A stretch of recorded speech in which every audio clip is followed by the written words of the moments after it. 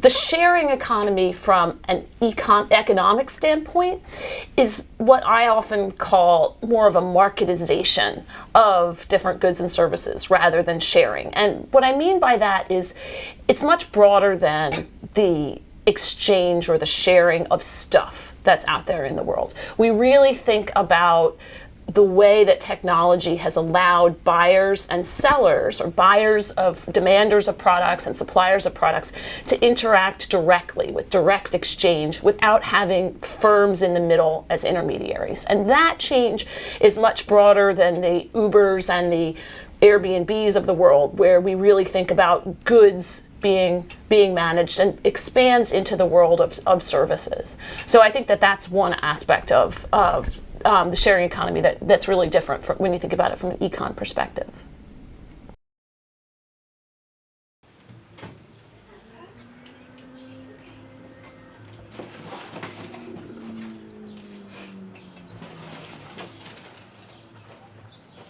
Bulbs, these are dahlias that come up later. These are raspberries, and all last summer I would just grab a handful before I went to work. It was really nice. Airbnb is really great, and one of the reasons I wanted to work through them was that they take care of all the billing.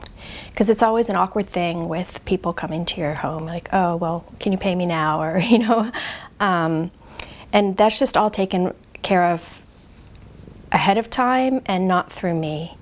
And then I can choose who stays here. It's people usually write a little bit about themselves, and I've given a lot of information on my listing. So hopefully they will read the listing and respond to the kinds of questions I ask on it and see if it's appropriate. For instance, I tell that there are cats on the premises, and there's a way to list all these things in your account. You can tell them when the check-in time is and checkout time. You can tell them that there's private off-street parking in the back.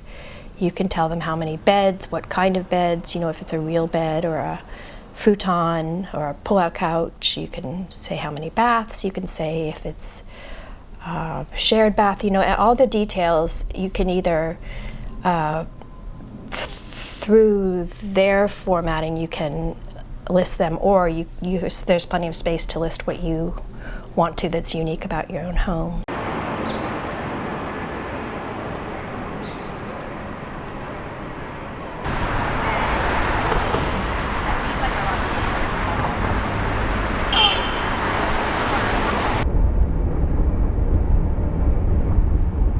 I'm originally from Egypt. Egypt? But I've been here for 28 years. 28? Oh. Yeah. I have two beautiful children. My son is a lawyer at the DA office, and my daughter study medicine at Harvard University. Wow. Yeah. Yeah. Sometimes I work 40, sometimes 50, sometimes 20. It depends on because my family is number one. Yeah.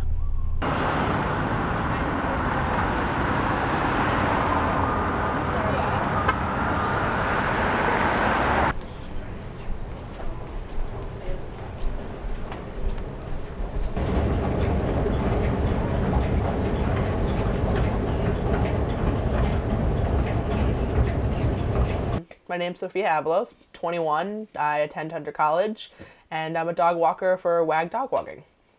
Oh, there's a walk a mile away. Yeah, there is. A walk at 5. It's actually a walk at 5. It's a mile away. It's on 86th and York. So I can just go ahead and request it. Let's see. It's almost 5:30. I could say I could be there within an hour, and I'll request it. And they're gonna.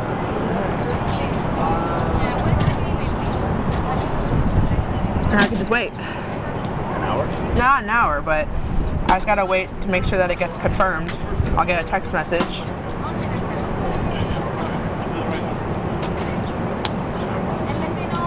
And I'm just waiting for confirmation. I was looking for, at the time, I was looking for a third job. but I couldn't commit to like a 9 to 5, something I had to do every week all the time at the same time. So I was on Craigslist and I was looking for odd jobs. But like odd jobs are really hard to find. Like you'd be surprised, not a lot of people actually need help with random things. So I found Postmates and I applied, and there was actually no interview process. Basically you apply, you pass a background check, you go to orientation, and that's it. And I guess that makes sense because there's so many people that do it that you don't have to go through an interview process. So it's not a big deal. And then I kept going down Craigslist, and then I found WAG, and I was like, oh, this is really cool. Like, you know, it's like Uber for dog walking. So I was like, this is fantastic. So then I applied to WAG, and they had a pretty rigorous application process. So basically you fill out your application the way you normally do, and then there's questions, and they ask you, like, what kind of foods are dogs allergic to, you know, or what would you do if a dog got off the leash, or how would you greet a dog for the first time, you know, these types of questions. So they want to know if you're the kind of person that can actually do this. And if they like how you answer, they call you back, and they're like, hey, you know, we like your interview and how you responded, so we want to do a phone interview.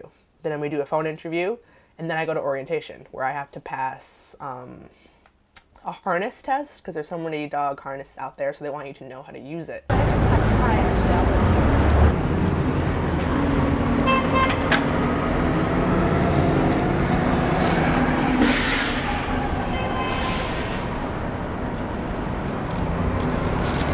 Like, because I live in East Harlem and it's not as like up incoming, like I have to actually like go towards downtown or like Midtown or the Upper West or the Upper East to get walks. So I mean, that's not really like a limitation, but for me it's like I have to make sure I wake up at a certain time, be dressed, and then when I get that notification, it's like, oh, it's a mile away or it's 2 miles away, I have to get there, you know? So it's like I can't just, if I lived in a more convenient place, I could just lay at home, do whatever, and I get that notification and then go. But because I have to travel a little more, I have to be more prepared. So that's a little annoying.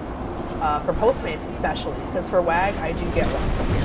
But for Postmates, the only people that really use it are people that are downtown.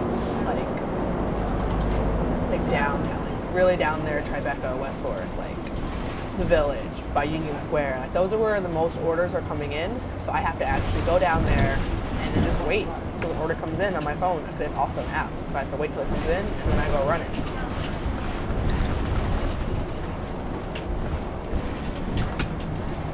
They lower the price For drivers. for the drivers. Yeah. And they keep taking 33%.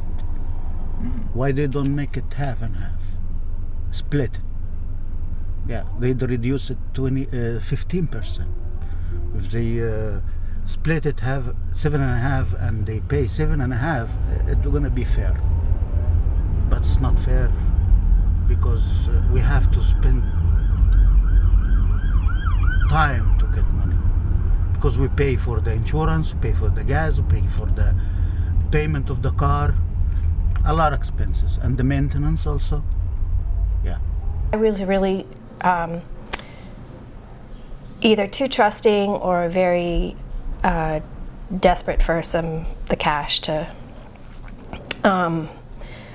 pay the bills from the renovation. So I kind of took anybody. I just figured that you had to. I didn't really understand. And I did have some bad experiences. I had some teenage guys who they had only registered themselves, but they brought 6 people total. So it was really a party. So I've made it very clear now that this isn't a party space. It's actually quite quiet, and they're neighbors to be respected and things like that. I had a guy who came and just stayed, and when I called Airbnb about it, they took care of it. So, and he had a dog, and I was fine with that. You know, I felt like I didn't really have any reason to have rules, and now I have more reasons to have rules. You have people in wherever they are developing these apps, right? I don't know who they are, and I've never met them, but if it wasn't for them, I wouldn't have a job, and I wouldn't be able to do my job. You know, my job has what they call WAG walker support, and it's somebody that I could text. I could text them. I don't know who they are. I don't know where they are. But if I have a problem, I text them, and then they solve my problem. And I'm super grateful to them, and I'm super happy. But there's no face or name. I don't know who I'm talking to. It's a different person every time. So it's really interesting that we all, like, they depend on me to do my job, and I depend on them to help me fix whatever my problem is. But then I don't know who they are. I can't hear their voice. So it's like actually really interesting. It's the same way with probably how owners feel, because I go to buildings and the doorman is like, oh, wow, you know, Charlie got a new walker. But really, Charlie gets a new walker like 3 times a day, because I'm not the same person that's going to come every single time. And that's a little bit weird for dog walking, because dogs want to develop a relationship with one person. But that's just not the world that we live in anymore. Nobody has time to commit to something all the time at one time every week or every day, whatever. And so like we're getting more efficient, but we're also distancing ourselves from each other. Couldn't just want to go for your walk. Oh, okay. Now, oh, all right. Now you want to go. All right. Okay. Oh, now you don't want to go. So you're gonna walk a little bit and sit.